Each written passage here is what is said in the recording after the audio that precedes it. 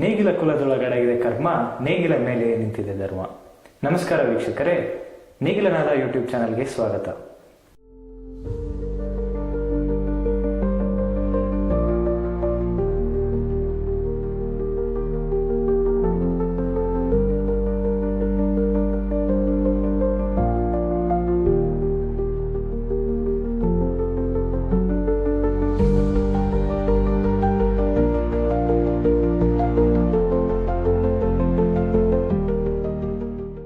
ನಮಸ್ಕಾರ.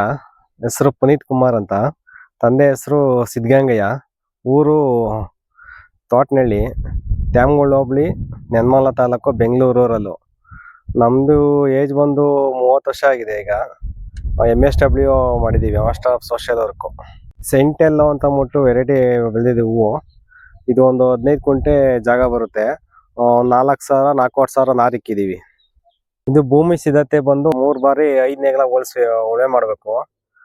ಅದಾದ ನಂತರ ಒಂದ್ಸತಿ ರೋಟ್ ಹೊಡೆದು ಕೊಟ್ಟಿಗೆ ಗೊಬ್ಬರ, ಒಂದು ಮೂಟೆ DAP, 1 ಮೂಟೆ 9-24-24, ಹೊಂಗೆ ಹಿಂಡಿ, ಬೇವಿನ ಹಿಂಡಿ 1 ಮೂಟೆ, ಮೈಕ್ರೋ ನ್ಯೂಟ್ರಿಯೆಂಟ್ ಸೇರಿ ಎಲ್ಲಾನು ಒಂದೇ ಸತಿ ಗೊಬ್ಬರ ಭೂಮಿ ಮೇಲೆ ಹರಡ್ಬಿಟ್ಟು ಮತ್ತೆ ದಿಬ್ಬ ಹೊಡೆಸಿ ಹಾಕಿದ್ವಿ. ಇದಕ್ಕೆ ಮಲ್ಚಿಂಗ್ ಪೇಪರ್ ಸುಮಾರು 30 kg ಬೇಕಾಗುತ್ತೆ.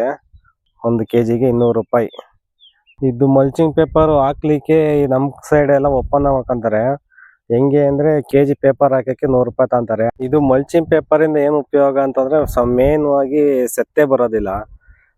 ಸಾಲದಕ್ಕೆ ನಾವು ಡ್ರಿಪ್ ಅಲ್ಲಿ ಕೊಡ್ತಕ್ಕಂತ ಪೋಷಕಾಂಶ, ಗೊಬ್ಬರ ಆಗಿರ್ಬೋದು, ಪೋಷಕಾಂಶಗಳು ಏನೇ ಕೊಟ್ರು ನೇರವಾಗಿ ಗಿಡನೇ ಹೀರ್ಕೊಳ್ಳುತ್ತೆ. ಹಾಗಾಗಿ ಗಿಡ ಗ್ರೋತ್ ಆಗ್ಲಿಕ್ಕೆ ಚೆನ್ನಾಗಿ ಅನುಕೂಲ ಆಗುತ್ತೆ. ಕಾಸ್ಟ್ ಕಡಿಮೆ ಆಗುತ್ತೆ. ಸತ್ಯ ಕೆಲಸದ ಲೇಬರ್ ಇಕ್ಕೋಣದೆಲ್ಲ ಕಾಸ್ಟ್ ಉಳಿಯುತ್ತೆ. ನಮ್ಗೆ ಕೊಟ್ಟಿಗೆ ಗೊಬ್ಬರ 3 ಲೋಡ್ ಕೊಟ್ಟಿಗೆ ಗೊಬ್ಬರ ಹೊಡ್ಸಿದ್ವು. 8,000 ರೂಪಾಯಿ ಹಿಂಗ್ ಲೋಡ್ ಹೊಡ್ಸ್ತಾಂತಾರೆ. 18,000 ಕೊಟ್ಟಿಗೆ ಗೊಬ್ಬರಕ್ಕಾಗುತ್ತೆ. 2,000 ರೂಪಾಯಿ ಲೇಬರ್, 20,000 ಬೆಳೆ. ಸಸಿ ಟೋಟಲ್ ಇದು 15 ಕುಂಟೆಗೆ 4,500 ನಾರು ಬಿದ್ದಿದೆ. ಒಂದು ನಾರಿಗೆ 2 ರೂಪಾಯಿ. ಹಿಂಗೆ ನಾವು ನಾರು ತಂದಿದ್ದು ಇಲ್ಲಿ ನೆನ್ಮಲ ತಾಲೂಕಲ್ಲಿ ಕಾಣೆಗೌಡನಹಳ್ಳಿ ಅಂತ ಬರುತ್ತೆ, ಅಲ್ಲಿಂದ ತಗೊಂಬಂದಿದ್ದು. ಸಸಿ ಅಂತರದಿಂದ ಸಸಿಗೆ 1 ಅಡಿ ಕೊಟ್ಟಿದ್ದೀವಿ. ಜಿಗ್ಜಾಗ್ ಟೈಪು 1 ಅಡಿ ಅಂತರ ಇರುತ್ತೆ. ನಾವಿದು ಸಸಿ ಪ್ಲಾಂಟೇಶನ್ ಮಾಡಿದ್ದು ಡಿಸೆಂಬರ್ ಕೊನೆ ವಾರದಲ್ಲಿ. ಹಾಗಾಗಿ ಆ ಟೈಮಲ್ಲಿ ಸೂರ್ಯನ ಬೆಳಕು ಕಡಿಮೆ ಇರೋ ದಿವಸದಿಂದ ನಾವು ಲೈಟಿಂಗ್ಸ್ ಮಾಡಿದೆವು. 25 ದಿವಸ ಲೈಟಿಂಗ್ಸ್ ಮಾಡಿದ್ದೀವಿ. ಲೈಟಿಂಗ್ಸ್ ಮಾಡಲಿಕ್ಕೆ ನಮಗೆ ವೈರಿಂದ, ಬಲ್ಪಿಂದ ಎಲ್ಲ ಇದಕ್ಕೆ 20,000 ಖರ್ಚು ಬಿದ್ದಿದೆ. ಇದು ಸಸಿ ನಾಟಿ ಮಾಡಿ 20 ದಿವಸಕ್ಕೆ ಮತ್ತೆ 45 ದಿವಸದ ಒಳಗಡೆ 2 ಸತಿ ಪಿಂಚಿಂಗ್ ಮಾಡಬೇಕು ಸಸಿನ. ಗೊಬ್ಬರ ಸ್ಟಾರ್ಟಿಂಗು ಈ ಸಸಿ ನಾಟಿ ಮಾಡಿ 3 ದಿವಸಕ್ಕೆ ನಮಿಕ್ ಆಕ್ಸೈಡ್ ಕೊಡ್ತೀವಿ. ಅದಾನಂತರ 19 ಅಲ್ಲಿ ಕೊಡ್ತೀವಿ. 13-0-45 ಕೊಡ್ತೀವಿ. 13-40-13 ಕೊಡ್ತೀವಿ. 52-34 ಕೊಡ್ತೀವಿ. ಗ್ರೋತ್ ಆಗಿ ಇಷ್ಟೆಲ್ಲ ಕೊಡ್ತೀವಿ. ಅದಾದ್ಮೇಲೆ ಹೂವು ದಪ್ಪ ಬರೋಕ್ಕೆ 52-34 ಗೊಬ್ಬರ ಕೊಡ್ತೀವಿ. ಇದಕ್ಕೆ ಈ ಸಸಿ ಒಳಗೆ ಸಾಮಾನ್ಯವಾಗಿ ಜಾಸ್ತಿ ಕಂಡುಬರ್ತಾ ರೋಗ ಅಂದ್ರೆ ಒಂದು ವಿಲ್ಟ್ ಪ್ರಾಬ್ಲಮ್, ಟ್ರಿಪ್ಸ್ ಕಂಟ್ರೋಲ್ ಮಾಡೋದಾದ್ರೆ. ಭೂಮಿ ಒಳಗೆ ವಿಲ್ಟ್ ಪ್ರಾಬ್ಲಮ್ ಬಂದ್ರೆ ಅದು ಕಷ್ಟ, ಕಂಟ್ರೋಲ್ ಮಾಡೋದು ತುಂಬಾ ಕಷ್ಟ ಇದೆ. ರೋಗ ಬಂದಿರತಕ್ಕಂಥ ಗಿಡನ ಕಾಪಾಡ್ಕೊಳ್ಳೋದು ತುಂಬಾ ಕಷ್ಟ. ಆದ್ರೆ ಅದು ಬರ್ದಂಗೆ ಬೇರೆ ಗಿಡಕ್ಕೆ ಸ್ಪ್ರೆಡ್ ಆಗದಂಗೆ ಮುನ್ನೆಚ್ಚರಿಕೆ ತಗೊಂಡು ಟ್ರೈಕೋಡರ್ಮಾ, ಸೂಡೋಮೋನಾಸ್ ಆಗಿರ್ಬೋದು, ಅದು ಬಿಟ್ರೆ ಎಲಿಗೇಟ್ ಅಂತ ಬರುತ್ತೆ, ಇದೆಲ್ಲ ಅಪ್ಲೈ ಮಾಡ್ಕೊಂಡು ಅದನ್ನ ರೋಗನ ಹತೋಟಿ ಮಾಡ್ಕೊಬೋದು. ನೀರು ಯಾವ ತರ ಮ್ಯಾನೇಜ್ಮೆಂಟ್ ಮಾಡ್ಕೊತೀವಿ ಅದ್ರ ಮೇಲೆ ರೋಗನ ಹತೋಟಿ ತರ್ಬೋದು. ನಾವು ಇದು 3 ದಿವಸಕ್ಕೆ ಒಂದ್ಸತಿ ಬಿಡ್ತೀವಿ. ಜಾಸ್ತಿ ನೀರೇನು ಕೊಡಕ್ ಹೋಗಲ್ಲ. ನೀರು ಜಾಸ್ತಿ ಕೊಟ್ಟಷ್ಟು ರೋಗ ಬಾಧೆ ಜಾಸ್ತಿ ಆಗುತ್ತೆ. ಇದು ಸಸಿ ನಾಟಿ ಮಾಡಿ 90-110 ದಿವಸಕ್ಕೆ ಫ್ಲವರಿಂಗ್ ಸ್ಟಾರ್ಟ್ ಆಗುತ್ತೆ, ಶಾಂಪ ಸ್ಟಾರ್ಟ್ ಆಗುತ್ತೆ. ನಮಗೆ ಫಸ್ಟ್ನೇ ಹಾರ್ವೆಸ್ಟ್ ಅಲ್ಲಿ 150 kg ಬಂದಿತ್ತು. ಆನಂತರ ಇವಾಗ 350-400 kg ಏಳಿಂಗ್ ಬರ್ತಾ ಇದೆ. ತುಂಬ ಆಗಿದೆ. ಈಗ ಮಾರ್ಕೆಟ್ ಅಲ್ಲಿ ಈಗ ಒಳ್ಳೆ ರೇಟ್ ಇದೆ. 150-200 ರೂಪಾಯಿ ತನಕ ಹೋಗ್ತಾ ಇದೆ.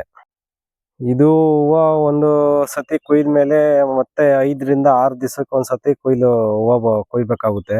5-6 ದಿವಸದೊಳಗಡೆ ಹೂವು ಕೊಯ್ದಿಲ್ಲ ಅಂತಂದ್ರೆ ಮತ್ತೆ ಗರಿ ಎಲ್ಲ ಬೆಳಗ ಹೋಗುತ್ತೆ. ಫುಲ್ಲು ಇದು ಹಾರ್ವೆಸ್ಟ್ ಮಾಡ್ಬೇಕು ಅಂದ್ರೆ 16 ಜನ ಲೇಬರ್ ಬೇಕಾಗುತ್ತೆ. ಲೇಬರ್ ಚಾರ್ಜು ನಮ್ ಕಡೆ ಎಲ್ಲ 300 ರೂಪಾಯಿ ತಗೊಂತಿದ್ದಾರೆ. ಇದು ಹೂವು ಕೊಯ್ದ್ಮೇಲೆ 30 kg ಬ್ಯಾಗ್ ಬರುತ್ತೆ.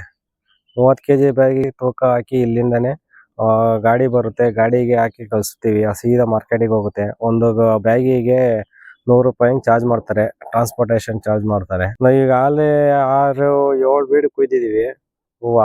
ಇನ್ನ 4-5 ಬೀಡು ಹೂವು ಕುಯ್ಬೋದು. ನಮಗೆ ಈ ಸತಿ ರೈಟು ಇದು ಸ್ಟಾರ್ಟಿಂಗ್ ಕುಯ್ಯಕ್ಕೆ ಸ್ಟಾರ್ಟ್ ಮಾಡ್ದಲ್ಲಿಂದ ಇವತ್ತಿನವರೆಗೂ ₹100 ಹಿಡ್ದು 250 ತನಕ 280 ತನಕನೂ ಹೋಗಿದೆ. ಮುಂಚೆ 150, 120, 130 ಈ ತರ ಎಲ್ಲ ಹೋಗ್ತಾ ಇತ್ತು. ಈಗ 250, 280ಕ್ಕೆ ಹೋಗ್ತಾ ಇದೆ. ಸರ್ ಇವಾಗ 15 ಕುಂಟೆಗೆ ನಾವು ಹಾಕಿರೋ ನಾರಿಗೆ ಸುಮಾರು ₹70,000 ಖರ್ಚು ಬಂದಿದೆ. ಈಗ ಆಲ್ರೆಡಿ 2 ಲಕ್ಷ